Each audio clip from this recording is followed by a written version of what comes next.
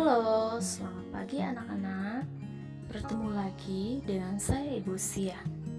Kali ini kita akan belajar tema 7, subtema 3, pembelajaran yang kelima. Anak-anak, apakah kalian sudah siap untuk belajar?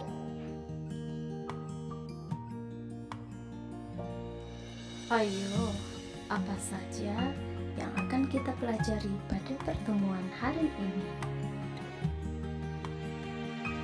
Pada kesempatan kali ini, kita akan membuat surat undangan yang dipadukan dengan motif seni lukis daerah.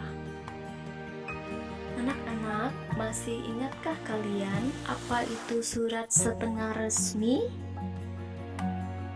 Undangan yang mengatasnamakan perorangan yang ditujukan ke perorangan maupun instansi atau organisasi.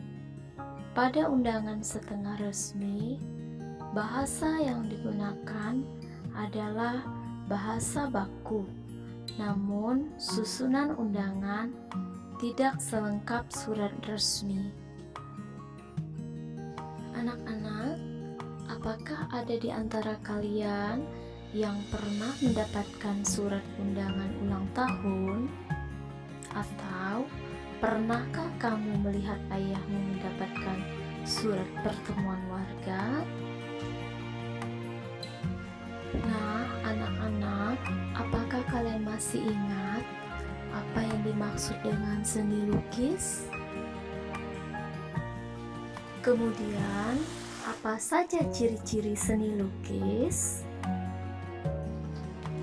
Seni lukis adalah seni yang menggambarkan objek-objek berupa pemandangan alam, tumbuhan, binatang, manusia, benda di alam untuk menimbulkan perasaan keindahan.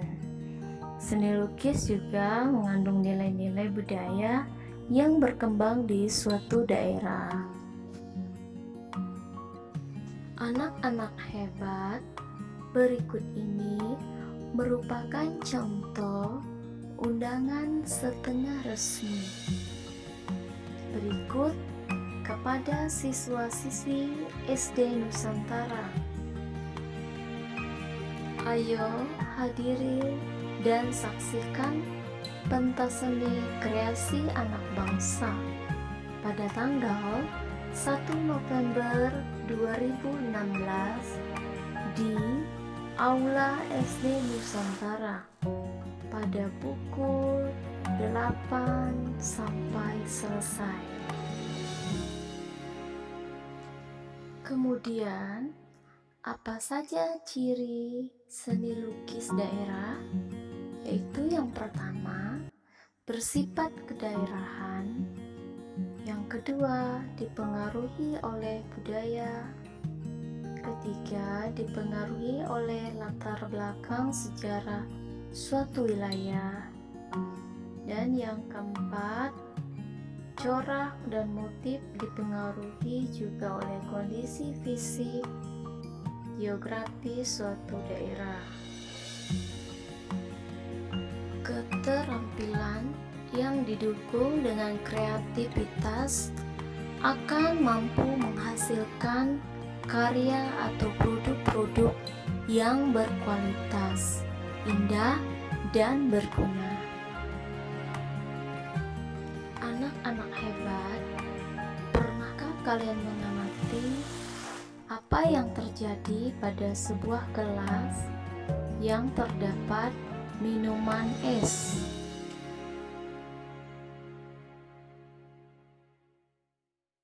Pada pertemuan minggu lalu, kita sudah belajar tentang peristiwa pengembunan. Nah, salah satu contohnya yaitu basahnya dinding gelas yang berisi air dingin. Bisa kalian amati pada gambar berikut ini. Kemudian, kaca mobil mengembun ketika hujan. Munculnya titik air di rumput saat pada pagi hari.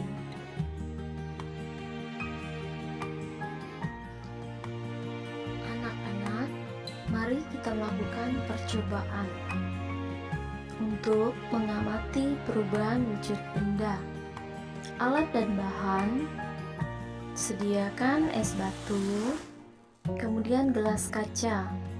Cara kerja: siapkan alat dan bahan, masukkan es batu ke dalam gelas. Lakukan pengamatan tentang perubahan yang terjadi pada es batu tersebut selama percobaan berlangsung, dan catatlah dari waktu ke waktu. Pada saat 1 menit berlangsung, perubahan apa yang terjadi? 5 menit, 10 menit, 15 menit, 20 menit, sampai 25 menit.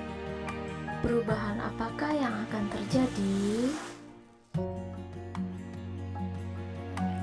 Pada dinding gelas tersebut muncul titik-titik air atau embun.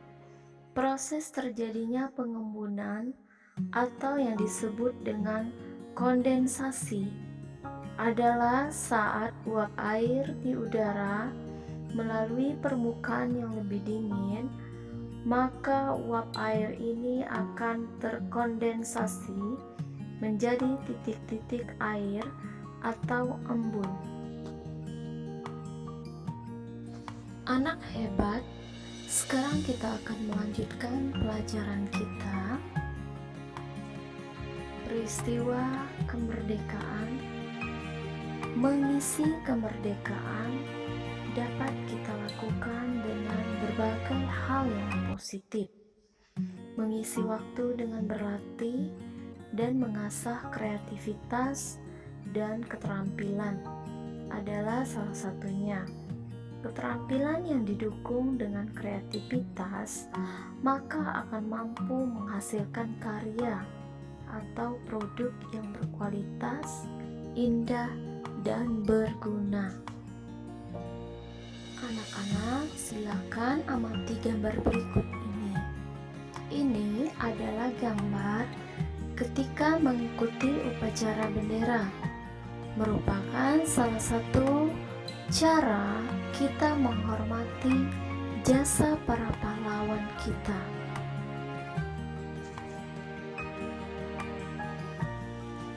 Nah, bagaimana caranya kita menghargai jasa para pahlawan? Salah satunya dengan cara lebih mementingkan kepentingan bersama di atas kepentingan pribadi. Kemudian, peduli kepada orang lain.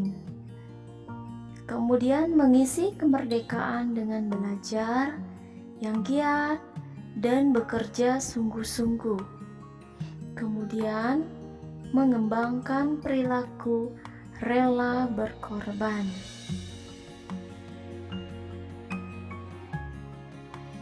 Sikap kepahlawanan dan patriotisme tidak hanya dibutuhkan dalam meraih cita-cita kemerdekaan bangsa, namun juga dibutuhkan dalam mengisi kemerdekaan.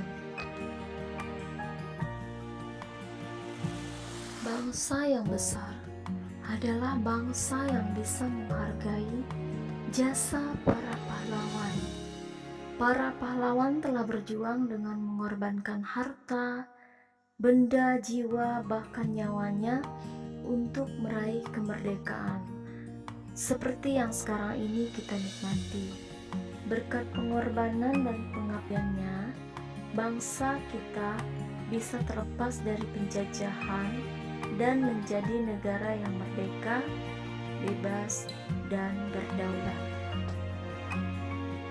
Kalian berkewajiban melanjutkan perjuangan pahlawan sebagai pahlawan pembangunan, mewujudkan bangsa Indonesia yang sejahtera, aman, damai, tertib, tentram, dan bahagia. Anak-anak, berikut ini kepahlawanan mempunyai nilai-nilai yang dapat diterapkan dalam kehidupan sehari-hari. Nilai kepahlawanan yaitu rela berkorban dan berjiwa besar. Sikap rela berkorban salah satu contohnya mengutamakan kepentingan bersama di atas kepentingan pribadi. Yang kedua, sikap berjiwa besar yaitu sikap menerima segala sesuatu yang terjadi dengan lapang dada dan sabar, meminta maaf dan juga memberi maaf.